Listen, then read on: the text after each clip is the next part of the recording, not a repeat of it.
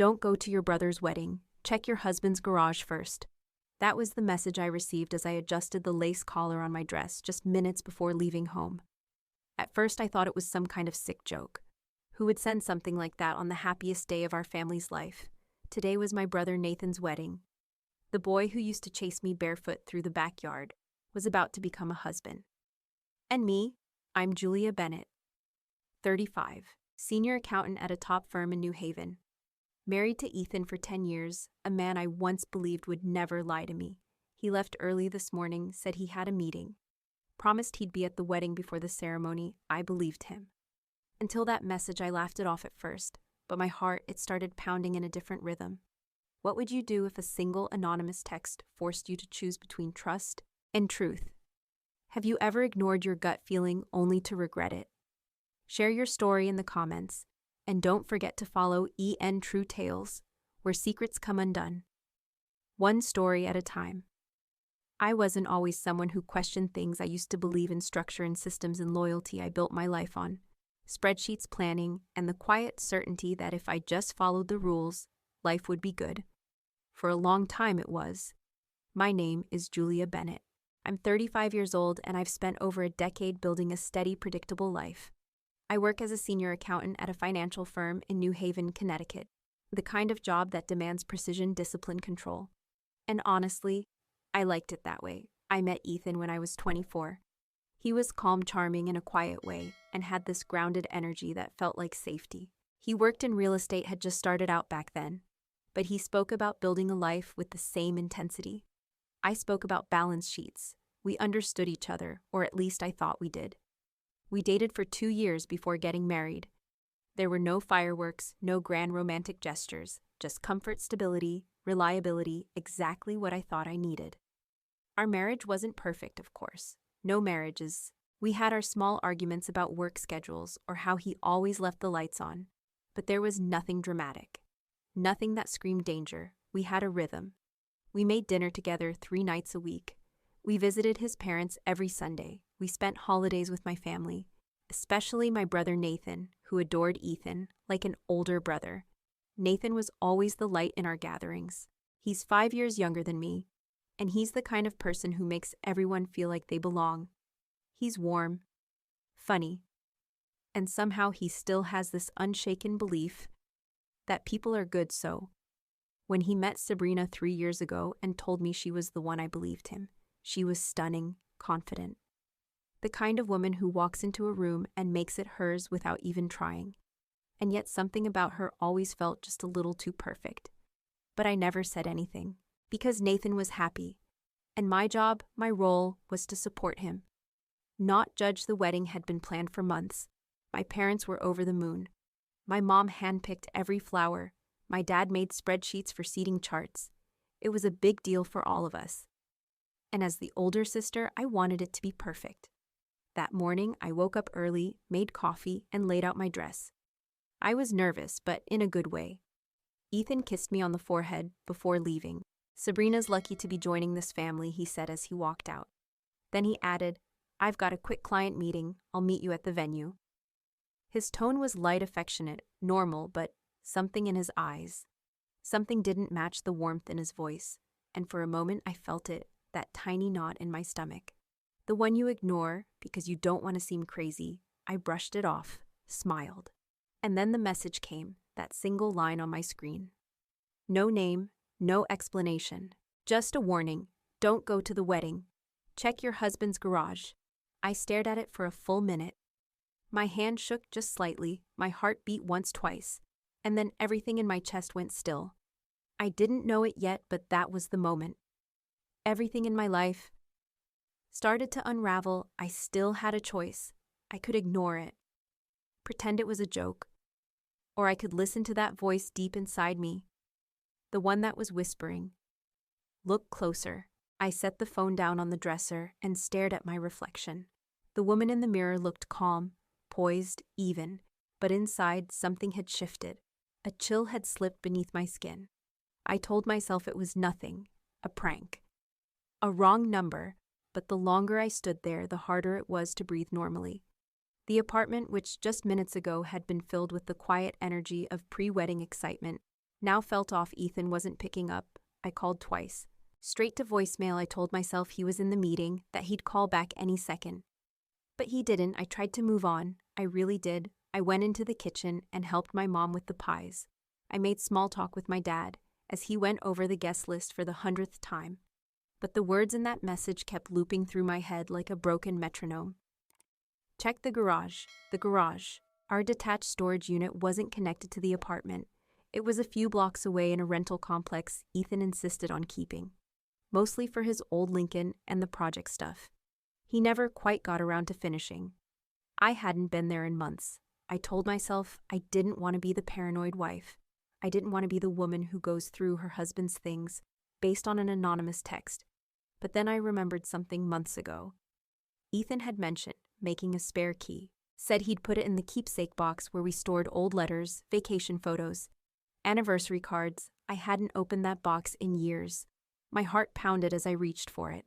The lid creaked. Inside, beneath a stack of birthday cards and a faded train ticket from our honeymoon, was a single silver key. It felt heavier than it should have. My fingers tightened around it. I still didn't know what I expected to find. Maybe nothing. Maybe I'd go there, find some dusty tools, and realize how silly I was being. Maybe I'd laugh about it later with Ethan over dinner, but I couldn't shake the feeling like I was standing on the edge of something, and the ground beneath me was beginning to crack. I didn't tell anyone, not my mom, not my dad. I slipped out of the apartment, quietly grabbed my car keys, and drove. The garage complex sat behind a row of shuttered shops, half forgotten in the shade of tall oaks. The sun was warm, but I felt none of it. The unit was number 17 Ethan's. I got out of the car, heart thudding against my ribs. The key trembled slightly in my hand as I slid it into the lock. Click, the door rolled up with a groan. It smelled like rubber, old oil, and cold cement. His Lincoln sat in the back gathering dust. Shelves lined the walls, tools, boxes, cables. Nothing unusual, nothing alarming. I almost laughed, almost turned around, and then I saw it. A large cardboard box in the far corner, covered by a faded blue blanket. It wasn't where it usually sat. Ethan was particular about his garage. Everything had a place. This didn't. I stepped toward it. My fingers pulled the blanket back. Inside was a red leather purse, a pair of nude heels, a box of high-end perfume. And I recognized them instantly. They belonged to Sabrina, Nathan's bride. The woman waiting in a white dress just hours away from saying I do to my brother. I blinked. My brain stalled. Why would her things be here in Ethan's garage? My hands moved before my thoughts could catch up. I reached inside the purse, pulled out her wallet, makeup bag, a small stack of photographs tucked into a side pocket. I brought them to the light. And that's when the world shattered. It was Ethan and Sabrina, on a beach, kissing, laughing, holding hands, looking every bit like a couple in love. In one photo, he held her waist as she leaned into him, smiling like a woman who had everything. In another, they were seated at a seaside cafe, sunglasses on heads leaned close, sipping wine. I dropped the photos. They scattered across the concrete like ashes. And still, I wasn't done. At the bottom of the box was a folder, inside printed messages, handwritten notes, dozens of them. Once I marry Nathan, we'll finally be free. You'll leave Julia, we'll be together. He's just a step, Ethan. You're the end game. I couldn't breathe, couldn't feel my hands. Everything I thought I knew about Ethan, about Sabrina, about the life I built, had just been torn open at the seams. This wasn't just infidelity. It was betrayal on two fronts, my husband, my brother's fiancé. And if I didn't stop it, Nathan would walk into a lie so deep it would swallow him whole. I stared at the garage walls, my chest rising in sharp, uneven gasps. Then something inside me went still. Cold focused, I knew what I had to do. I stood there surrounded by betrayal. The air in the garage felt dense, like I was breathing through wet cloth. But I didn't cry, I didn't scream. Not yet. Instead, I moved with precision, like muscle memory, like someone who had spent her entire life organizing chaos. Because in that moment, I knew this wasn't just about me anymore. This was about Nathan, my brother, the man who once defended me from bullies in 5th grade by throwing his lunch tray across the cafeteria. The man who still texted me movie reviews, even when I didn't ask, the man who believed love was sacred. He was hours away from marrying a woman who had been planning to destroy him behind his back, and I couldn't let that happen. I pulled out my phone. The camera opened with a soft click. One by one, I documented everything: the heels, the perfume, the purse, the photographs. The folder full of printed messages. I photographed every page front and back, zoomed in on the handwriting, captured the beach photos with dates and locations printed on the bottom corners. I worked quickly, methodically. My accountant brain kicked in. Details mattered, order mattered, evidence mattered. When I was done, I placed everything back into the box exactly the way I found it. I wiped down the blanket, the purse, the door handle, any trace I might have left behind. I didn't want Ethan to know I'd been there. Not yet. If he caught wind of this, he could destroy the evidence, spin a story, make it look like I was losing my mind, and for 10 years I might have let him. But not anymore. That version of me, the trusting, quiet, keep the peace Julia, she was gone. I stepped out of the garage and locked it behind me. The key went back into my pocket. My hands were shaking, but my mind was clearer than it had ever been. On the way back to the car, the world looked different. Like the light had changed. Like I had crossed into another version of reality where nothing would ever be the same again. Back in the car, I gripped the wheel tightly. My fingers were cold. My phone buzzed another wedding group text with laughing emojis and photo updates from the venue. I ignored it. I opened my contacts and dialed Nathan. He picked up on the third ring. "Hey, Jules, where are you? You okay?" His voice was light, joyful, full of the kind of hope that breaks your heart when you know what's coming. "I need to talk to you," I said. Now my voice was tight, controlled. "It's important." He paused. "Can you tell me now? We're kind of in the middle of everything." "It's about Sabrina." Another pause, a longer one. I heard him exhale, and something in his tone shifted. "Okay." "We're the back entrance of the venue. In 30 minutes. Just you." "All right," he said quietly. "I'll be there." I ended the call and leaned back in the seat, closed my eyes. My heart was still racing. But the decision had been made. I was going to tell him I wouldn't protect anyone's comfort over his truth. Not anymore. 30 minutes later, I pulled up behind the venue. Nathan was already there, pacing nervously near the back door in his suit. Hair neatly combed, the weight of anticipation settling on his shoulders. He saw me and walked over fast. "Julia, what's going on? Are you okay?" I reached into my bag, pulled out a thick manila envelope. I handed it to him with both hands. "Look through it, all of it." He frowned. Opened it.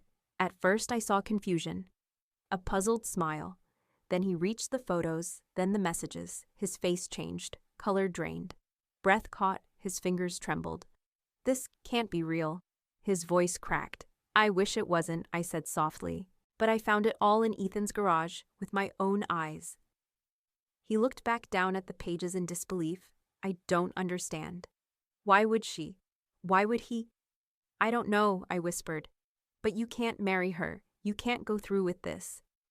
He turned away slightly, hands over his face, shoulders trembling. "The guests are here, Mom, Dad. Everyone. I don't know how to." "You don't have to do it alone," I said, stepping beside him. "We'll face this together, however it plays out." He looked at me, and in that look I saw the break, and the strength, the collapse of everything he thought was true, and the rise of something else, conviction. "Let's do it," he said, jaw tightening. "Let's end this before it begins." We didn't speak much as we walked through the back hallway of the venue. Nathan's hand gripped the envelope tightly like a shield. His eyes were forward-focused, but I could feel the storm inside him. The music was already playing. Guests were sipping champagne, laughing softly. The ceremony was just minutes away. Sabrina stood at the end of the aisle beneath the floral arch. She was radiant veil, perfectly draped bouquet cradled in her hands. She smiled at someone across the room, adjusted her posture. She didn't see us approach from behind. Nathan stepped forward, calm, controlled. A groom walking to the altar, but not to take his vows. Instead, he turned and faced the room. "I need everyone's attention," he said. Voice steady. The room went silent. Chatter died. mid-sentence, glasses lowered. All eyes turned to him, even Sabrina blinked in confusion. I know this isn't what you expected, but there won't be a wedding today. His voice didn't shake. He held the envelope out in front of him. Murmurs rippled through the guests. His best man stepped forward, whispering, Nathan, what are you doing? But Nathan kept going. I've seen the photos, the messages, the truth.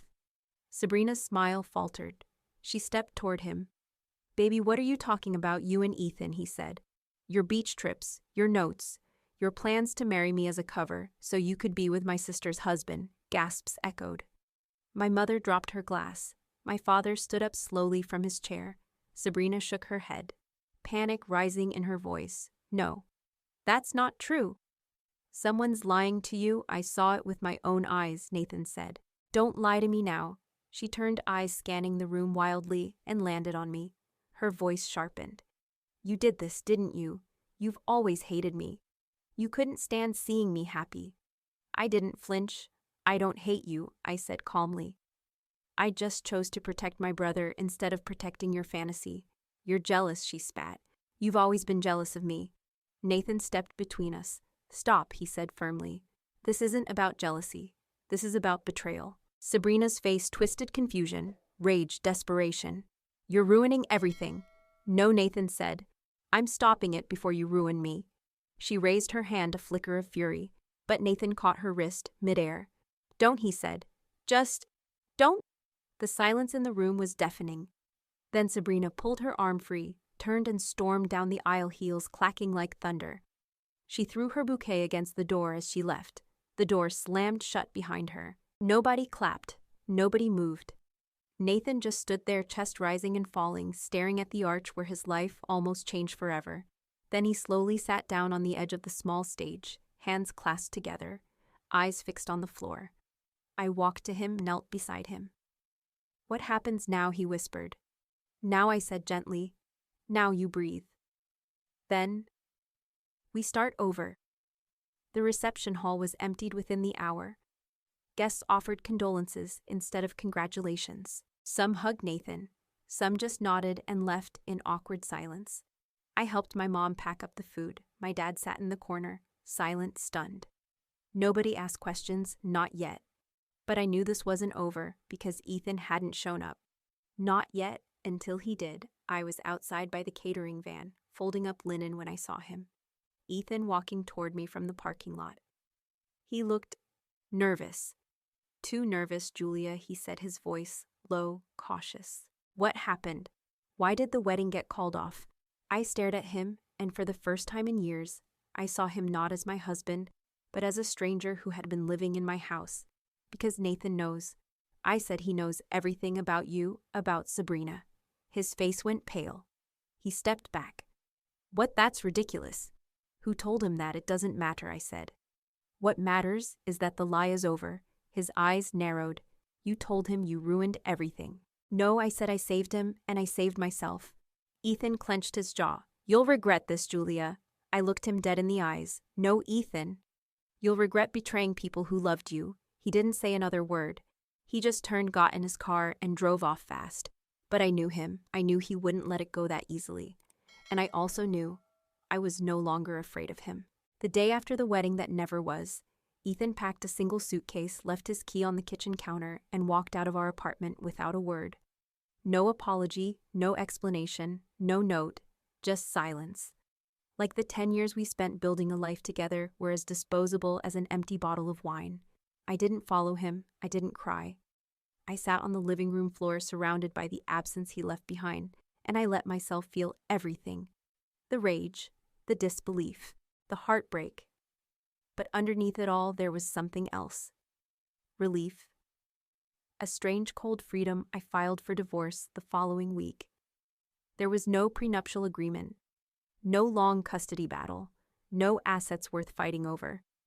He didn't contest anything. It was as if he wanted out just as badly, only he didn't have the courage to say it. Nathan and I leaned on each other in those first brutal weeks. We shared long silences, unspoken grief, awkward dinners where no one really ate. He stayed with me for a while. I left the guest room light on every night. We were both learning to walk again, Not physically, but emotionally. You don't just go back to normal after betrayal like that. You build something new with whatever pieces haven't been burned. One evening after a quiet dinner, Nathan handed me a glass of wine and asked, "Do you ever wonder how it all started? How long it was going on?" I nodded slowly all the time, but I stopped trying to understand it. I just let it be what it was. He stared into his glass. I still can't believe she looked me in the eyes that morning. She was playing a role, I said, like he did with me, and they were good at it. Nathan sighed. Too good a few days later. My phone rang blocked number. I almost didn't answer. But something in me said I should. "Hello," I said, cautiously. There was a pause. "Julia, it's Andrew." The name floated like dust in my mind. Familiar but faint. I worked with Ethan at the firm, and then I remembered quiet guy. Always in the background, polite nods in the hallway. I'd seen him maybe twice. I was the one who sent you the message. He said. I froze. The one about the garage. Yes, I didn't speak. I couldn't. He kept going. "Sabrina? Tried something with me months ago. She thought I had influence, tried to charm her way into a promotion." My heart thudded. I didn't bite, but I started watching. That's when I saw things. Ethan meeting her late, booking travel hotel invoices. I couldn't stay quiet. "Why didn't you come forward?" I asked. His voice cracked just slightly. "I didn't think anyone would believe me. I didn't have proof. I didn't even know if you'd read the message." I did, I whispered. "You saved me. You saved my brother." There was a long pause. "Then I just wanted the truth to win for once. That's all." Then the line went dead. No goodbye, no contact since, just silence, but not the kind Ethan left behind. This was different. It was the silence of a stranger who did the right thing when no one else would. And for the first time since everything fell apart, I didn't feel completely alone. I realized truth has a strange way of finding light, even when whispered, even when anonymous. The weeks that followed felt like waking up from anesthesia. Slow, numb, disoriented, but alive. I sold my half of the apartment, packed boxes slowly, one memory at a time. Left behind the place where we shared a decade, and the lies that were quietly poisoning it. I didn't cry when I closed the door for the last time. I thought I might, but there was only stillness. A quiet kind of ending that didn't need a goodbye. I moved into a modest place on the other side of the city, smaller, simpler. But it felt like mine. I left my job too, not because I had to, but because I needed a new rhythm, a new purpose that didn't live in the same fluorescent lit routine where I once believed everything was secure. I took a position at a smaller firm, more creative, more hands-on. The hours were longer, but I didn't mind. For the first time in years, I didn't feel stuck in someone else's timeline. Nathan found his own kind of healing too. He started taking road trips again. Picked up his old camera, the one he used to carry around in college. Sent me photos of winding roads, abandoned barns, sunsets on lake surfaces. He didn't say much in the messages, but the silence between us no longer felt broken. It felt sacred, like two survivors breathing in sync. One Saturday afternoon, I went for a walk. No destination, just air and sun. And that's when I saw him, Ethan, standing outside a bookstore. Older, thinner, wearing a jacket he used to claim made him look too formal. He saw me, and for a second he looked like he wanted to disappear, but I didn't walk away. "Ethan," I said calmly. He turned slowly. "Julia," he said, almost like a question. We stood in silence for a moment. Then he spoke. I've been wanting to say something." I waited. "I'm sorry. For everything I let the words land, let them echo without rushing to respond." Then I answered, "I forgive you." He blinked, startled. "You do?" "I'm not doing it for you," I said. "I'm doing it for me. I don't want to carry this anymore." He nodded quietly. Eyes down. "I hope you find happiness," he said. "Real happiness, I will," I said. And I meant it. "I hope you do too." Then I turned and walked away. Not from him, but toward the version of myself that was waiting on the other side of all this. That night I slept soundly for the first time in months. No dreams. No spiraling thoughts. Just quiet and peace. But peace isn't loud. It's not dramatic. It doesn't announce itself, it just arrives, softly. Spring came early that year, trees dressed themselves in fresh green bird song, returned to the mornings, and my days started to feel full again. Not with obligation, but with presence. I joined a local book club, took a weekend painting class, met people I might have never crossed paths with before. I even went on a date, just one. It didn't lead to anything, but I smiled the whole night. And when it ended, I walked myself home without any ache in my chest. Not because I forgot what happened, but because I had learned to carry it differently. One quiet evening, I came home from the store, arms full of groceries. As I stepped up to my door, I noticed something strange. A small envelope, no name, no stamp, lying gently on the mat. I picked it up, opened it inside. Was a single photograph. It was me and Nathan at a backyard barbecue years ago, laughing arms around each other. The kind of photo you don't realize is important until much later. On the back in neat handwriting were 5 words, "Some truths are worth fighting for." I stared at it for a long time. My throat tightened, my heart swelled with something between gratitude and wonder. I never heard from Andrew again, but I knew it was him. I didn't need proof. That quiet act, that choice to speak when no one else did, had changed everything. So many people think the worst part of betrayal is the pain, but it's not. It's the moment you start to doubt yourself, your judgment, your memory, your value, but surviving it. Surviving that break and standing up again, it does something irreversible. It teaches you where your boundaries are. It introduces you to the version of yourself you never thought you'd need. The one who fights, the one who lets go, the one who rises. I still have that photo on my bookshelf, right next to a candle I light every morning while the kettle boils.